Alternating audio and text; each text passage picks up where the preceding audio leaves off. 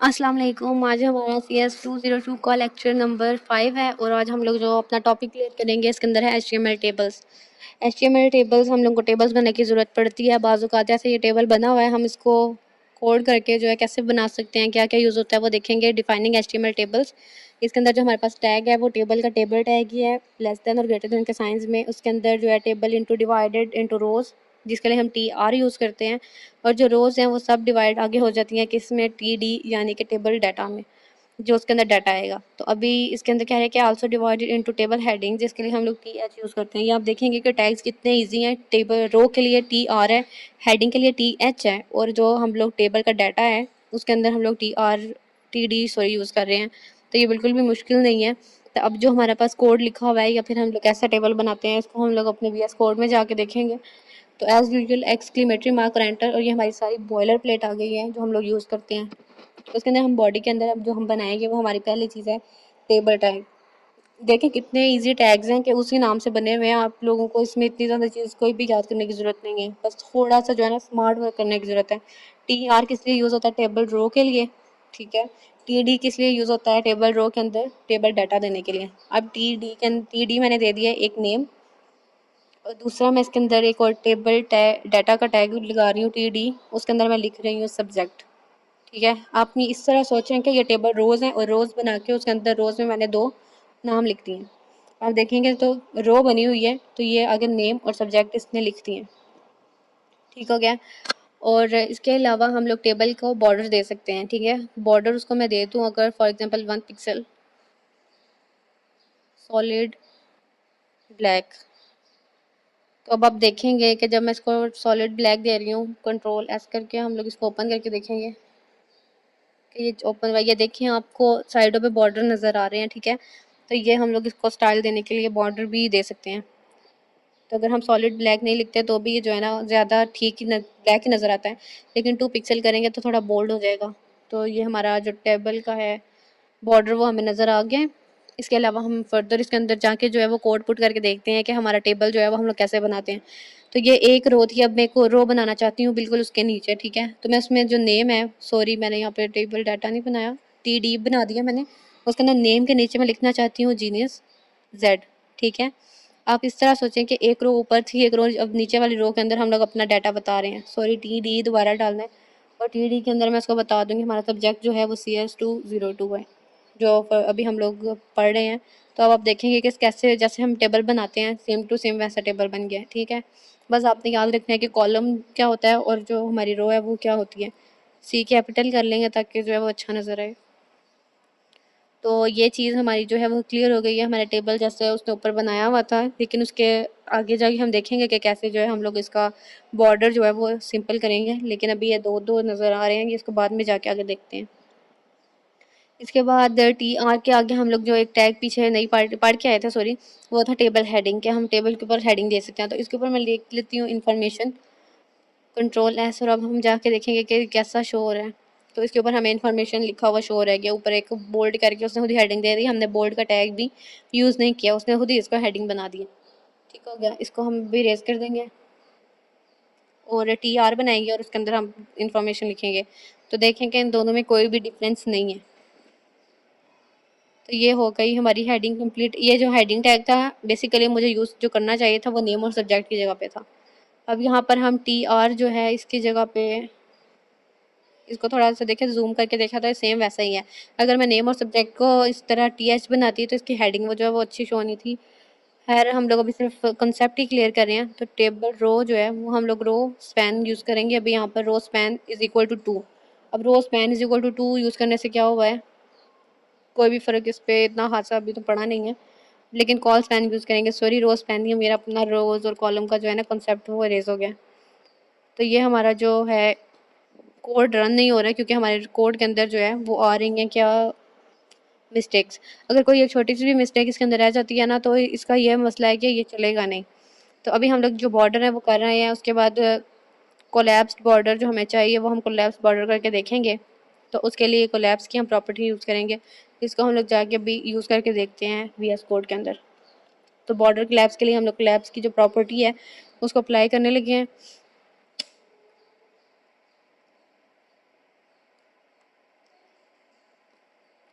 तो जहाँ पे मैंने बॉर्डर लगाया था 2 पिक्सल, तो मैं उसको भी इरेज़ कर देती हूँ।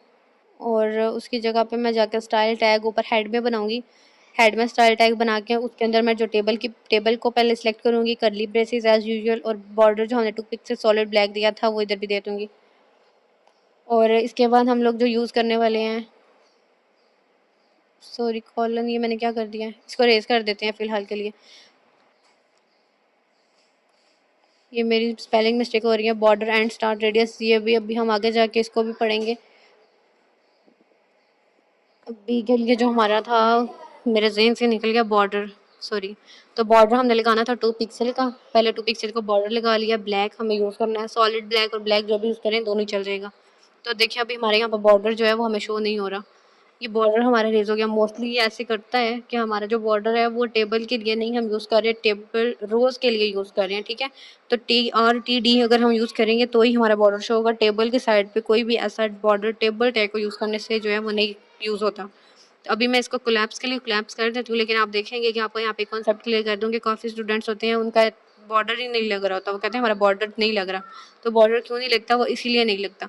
अगर आप टेबल के साथ रख के लगाएंगे ना ये सारी प्रॉपर्टीज़, तो ये प्रॉपर्टीज़ जो है वो काम करती हैं, ठीक है। लेकिन अगर आप इसको ऊपर जाके यूज़ करके देखेंगे तो ये यूज़ नहीं करती। हो सकता है कि आपको इस तरह का एक टैग बना के दे दे पेपर में और कहे कि इसके अंदर से मिस्टेक्स निकाल के बताओ, तो ये इस तरह मिस्टेक्स नहीं निकलती। आपको कोड ख़राब हुआ भी मिल सकता है, आपको वो कह सकते हैं कि इसको कोड को हमें ठीक करके दिखाओ।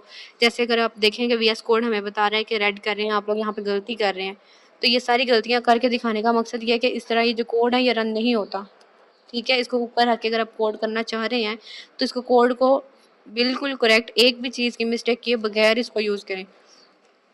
तो अभी हम लोग इसको जो है वो यूज़ करके देखते हैं।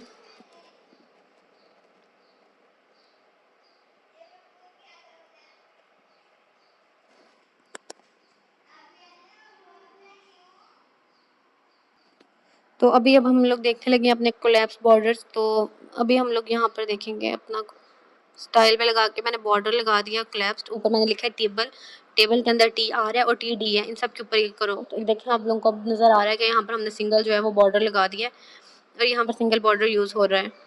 उसके बाद आ जाता है HTML का हमारा टेबल हेडिंग जो हम लोग पीछे कर रहे हैं। इसका जो हम लोग ये कॉपी कर सकते हैं कोड, अगर आप कॉपी करना चाहते हैं इसको आप जाके वहाँ पर यूज़ कर सकते हैं। कोड जो लिखा हुआ है वो ठीक है, लेकिन कई बार जो होता है वो बुक का कोड आप कॉपी पेस्ट वहाँ पे जाके करेंगे तो वो नहीं चलता। तो ये आप देख लें कि टेबल हेडिंग्स दी हुई हैं उन्होंने 3 और उसके नीचे टेबल्स के रोज़ बना के उसके अंदर उसको डाटा दिया हुआ है। तो इसके अलावा इसमें उसने कोई और चीज़ ख़ास नहीं की हुई।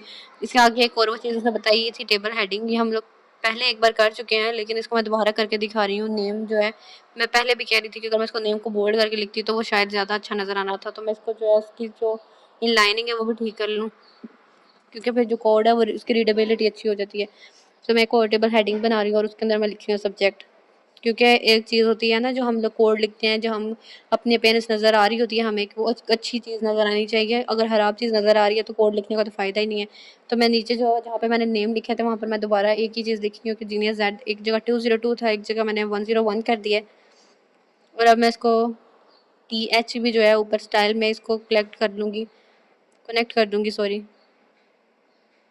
तो आप देखेंगे कि जो हमारा कोड है वो सारा अब पहले के निस्बत अच्छा नज़र आ रहा है कि हेडिंग बोल्ड है और नीचे जो मैंने लिखना था वो उसने लिख दिया है।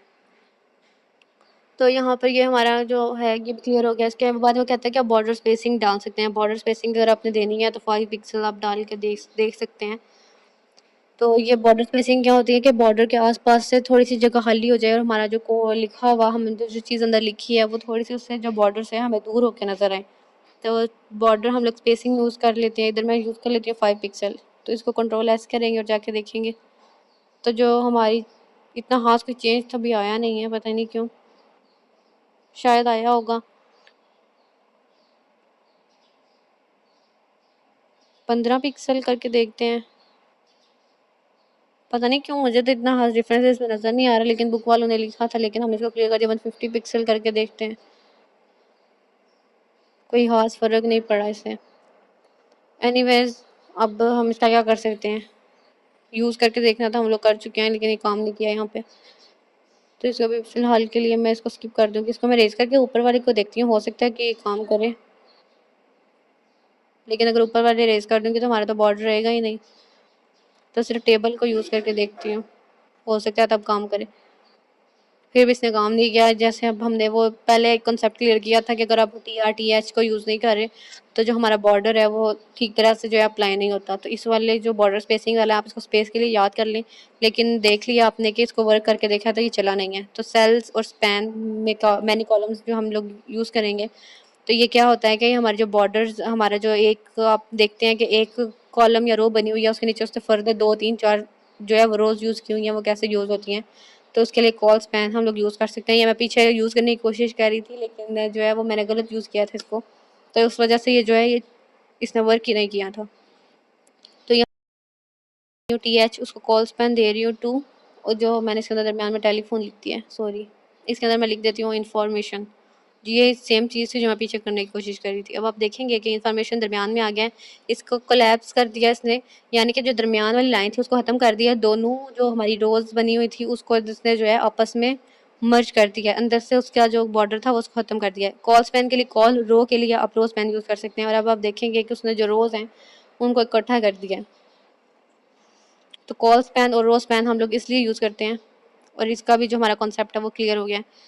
तो कैप्शन भी एक चीज़ है, इसको भी हम यूज़ कर सकते हैं। सेम ये भी एक ऐसी चीज़ है, कह लें कि इसको भी हेडिंग दे सकते कह सकते हैं हम लोग, लेकिन कैप्शन के लिए टैग जो है वो हम लोग अलग ही यूज़ करते हैं।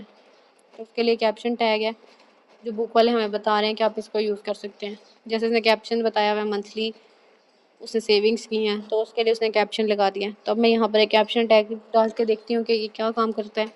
तो जो कैप्शन लगा दिया और इसके अंदर मैं लिख रही हूँ कि माय लेक्चर। अब इसको कंट्रोल S और को देखेंगे तो ये अलग से जो हमें टेबल के बाहर जो है इसका कैप्शन अलग से नज़र आ रहा है। ठीक है, ये भी हमने जो है कर लिया है। और डिफरेंट स्टाइल और different tables for different table, sorry. तो आप इसकी विड्थ ज़्यादा कर सकते हैं, आप इसको जो है इसका बैकग्राउंड दे सकते हैं। ठीक है, डिफरेंट टेबल्स का जो अलग स्टाइल है, ID एट्रीब्यूट का आप यूज़ कर सकते हैं, वो कह रहे हैं। उसके बाद वो कह रहा है कि different style for this table. उसने क्या किया कि बैकग्राउंड कलर चेंज कर दिया। तो अभी हम भी यहाँ पर इसको स्टाइल में जाके बैकग्राउंड कलर टेबल को देंगे। टेबल को हम लोग सिलेक्ट कर रहे हैं और उसको बैकग्राउंड कलर हम दे देंगे एक्वा। गंदा कलर आएगा, लेकिन ये देखें आ गया है हमारा बैकग्राउंड कलर।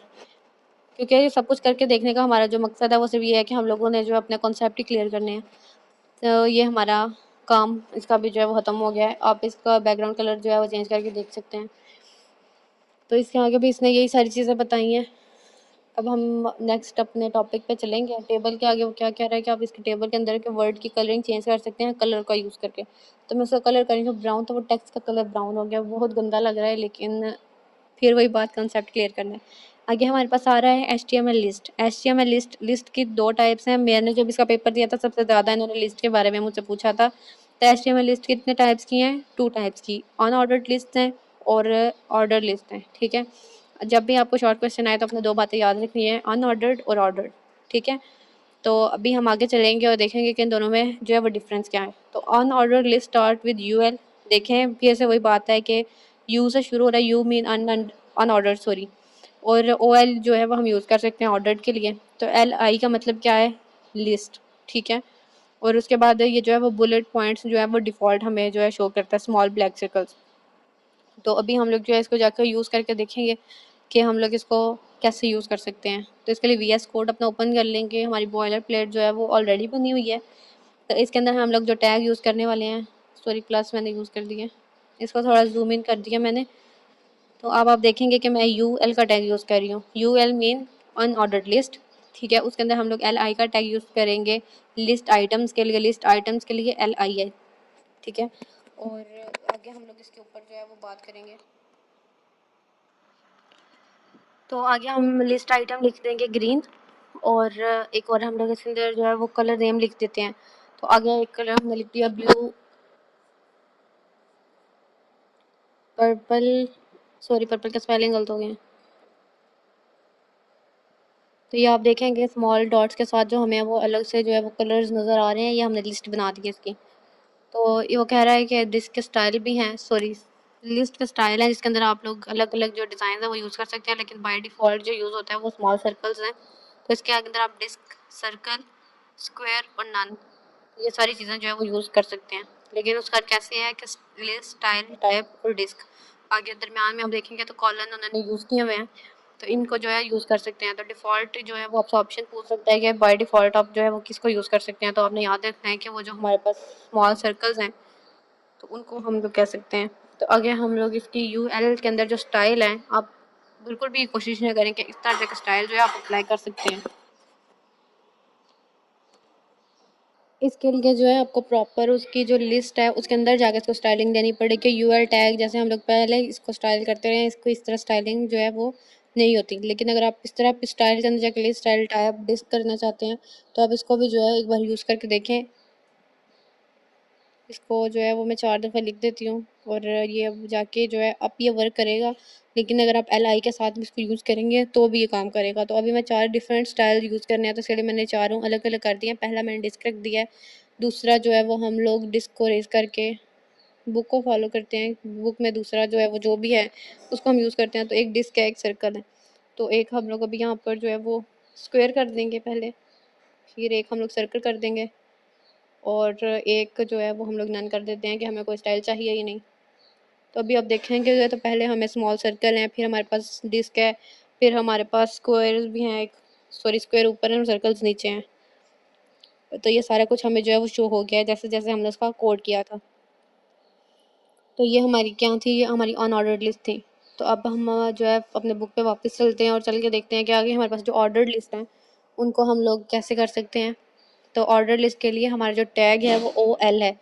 तो ऑर्डर लिस्ट जो है इस तरह हम लोग यूज़ कर सकते हैं, अपर केस लोअर केस, उसके अंदर जो है इस तरह की स्टाइलिंग है, उसके अंदर ये डैश वगैरह सारा कुछ यूज़ नहीं हो सकता।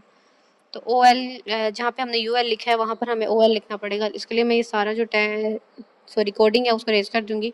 पर अब आप देखेंगे कि ओ एल की यू एल की जगह पे मैं ओ एल लिख दूंगी और इसके अंदर जो है वो सारी स्टाइलिंग करूँगी। डिस्क की जगह पे ये सारी स्टाइलिंग इस तरह नहीं हो सकती क्योंकि जो ऑर्डर्ड लिस्ट और अनऑर्डर्ड लिस्ट है उनकी स्टाइलिंग जो है वो डिफरेंट है।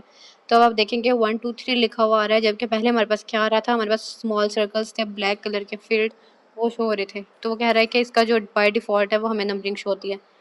तो अपर केस लोअर केस और रोमन अपर और रोमन लोअर केस ये सारा कुछ हमें जो है इसमें स्टाइलिंग में उन्होंने अवेलेबल किया हुआ है।